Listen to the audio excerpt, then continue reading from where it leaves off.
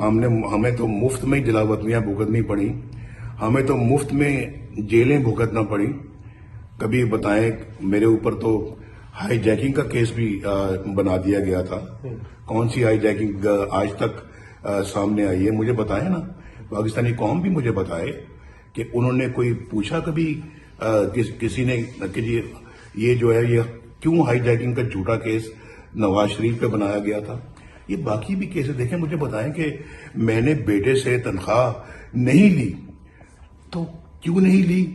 اس کے باوجود جو ہے وہ مجھے ڈسکوالیفائی کر دیا گیا. ایک ملک کا وزیر اعظم، 24 کروڑ عوام کا وزیر اعظم، اس کو صرف ایک یعنی کہ 10,000 ماہانہ جو ریال جو ہیں اس کی اپنا تنخواہ اگر وہ نہیں لی گئی تو اس کے نتیجے میں اس کو ڈسکوالیفائی کر دیا ہے.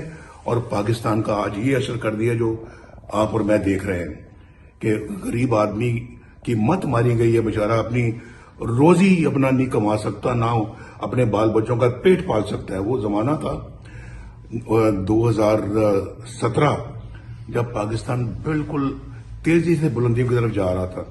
اس وقت آپ دیکھیں کیا تھی قیمتیں روزمرہ کی اشیاء کی. آٹا دال کی قیمتیں کیا تھی، بجلی کتنی سستی تھی، بلکہ بجلی آ رہی تھی. ہم وہ ہیں جو بجلی کی جس قلت کو پورا کیا. ہم وہ ہیں جنہوں نے پاکستان کی معیشت کو اللہ کے فضل و کرم سے دن دگنی رات چوگنی ترقی دی. ہم وہ ہیں جنہوں نے پاکستان کے اندر موٹر ویز بنائی. ہم وہ ہیں جنہوں نے پاکستان کے اندر بجلی کے کارخانے لگائے چند مہینوں میں، اور ساری کمی بجلی کی قلت اور لوڈ شیڈنگ کو مہینوں میں 3 سال کے اندر ختم کر دیا.